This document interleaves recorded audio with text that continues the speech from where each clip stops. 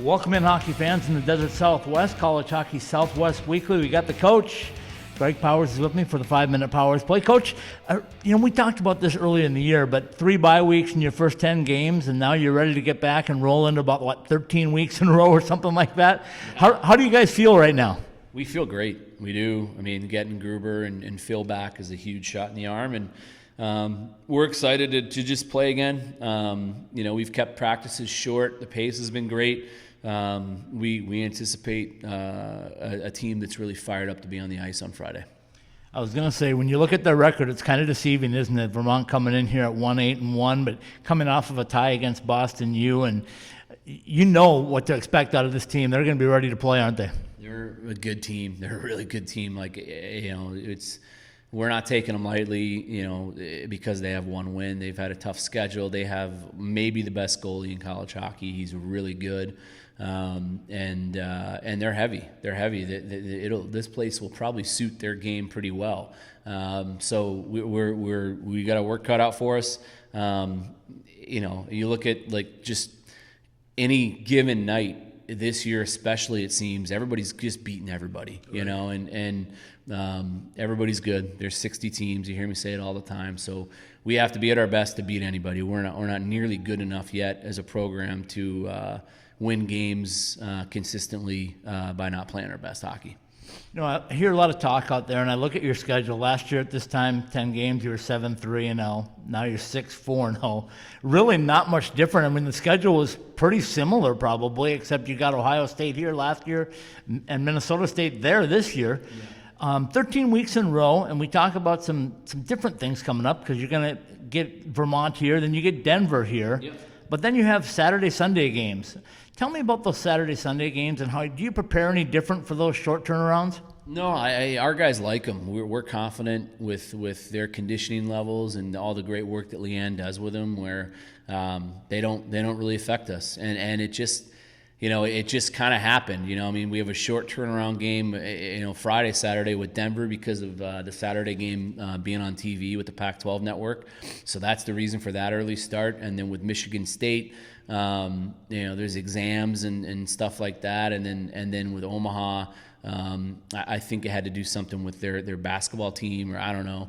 And then at Harvard, it's also during the holiday season. And then when we come back here, Michigan Tech made the request to do a Saturday, Sunday because they're coming out from their Great Lakes Invitational and they wanted that extra day. So we've done that with other programs. We did it with Michigan State, asking for a Saturday, Sunday because of rest and recovery. So it just happens that they're all kind of back to back to back to back. And what's good is we have to make the most of this busy December. There's a lot of teams that have 3.5, 4 weeks off, and we don't. And we think this is an advantage. We really do, because then we can hit that back half, hopefully hitting the ground running and playing our best hockey. So we look at the schedule right now. You guys come in as number 14 ranked team in the pairwise, which I know is the only thing that really matters, right? Because that's what gets you into the national tournament. But how much can you improve on that with wins over the next 5 weeks leading up to the end of the year? I mean, hugely. We're right where we need to be.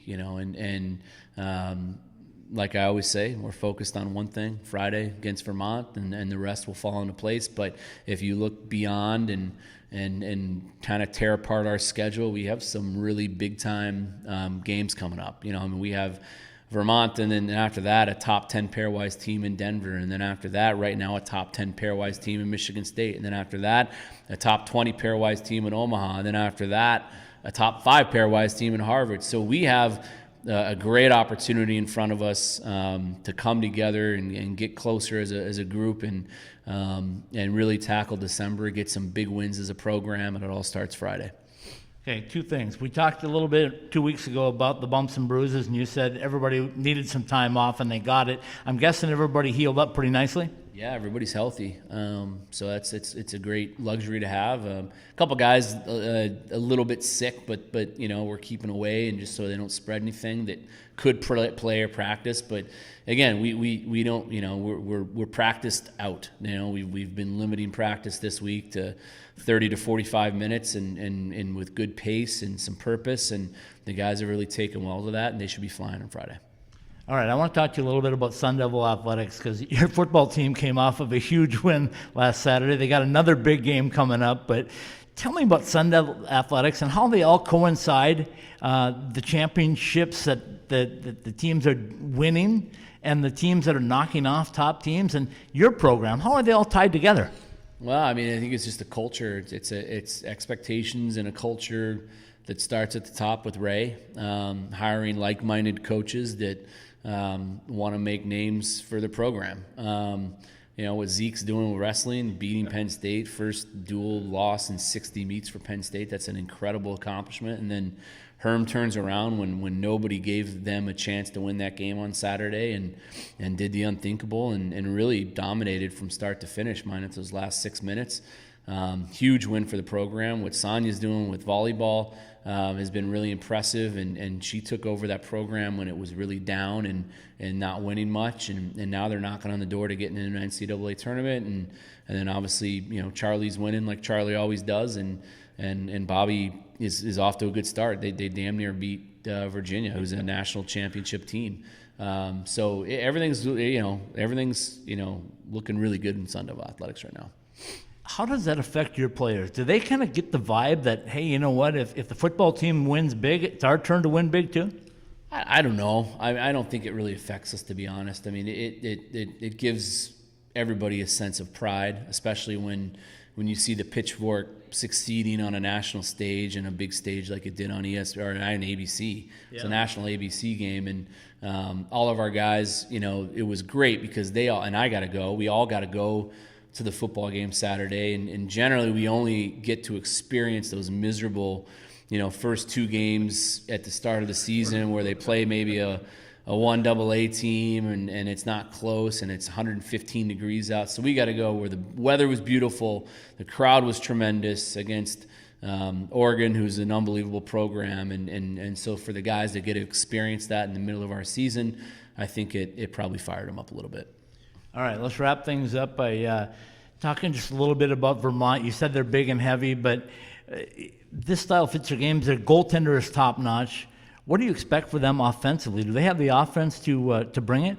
Yeah, I mean, they have talent, and I mean, the strength of their team is their goaltender, and any coach will tell you if you could pick one strength, that's going to be it. So.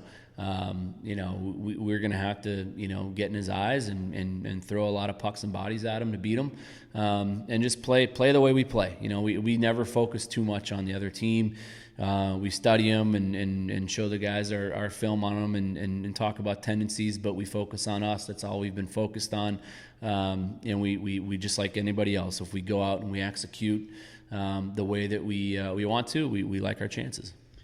All right, so it's rivalry week with U of A coming here for football. You guys have a big weekend series. Was there any talk at all about, because of that game being moved later, maybe changing your game time, or are you guys set with playing here like normal? No, we've done a really good job of avoiding conflicts. I mean, this is the first one I can remember in a long time, and we have to set our schedule. We have to set our schedule way before football does with TV and all that good stuff, and it just so happened there was a conflict. Our game sold out both nights. It's not a big deal. We'll get our staunch supporters here, and it won't affect football and vice versa. So hopefully we get off the ice on Saturday after a big win, and we can catch the end of the football game and see our guys beat U of A. All right, Coach, have a happy Thanksgiving. It's nice to see you guys back on the ice again, and let's go for 13 straight weekends and see what we come out at the end.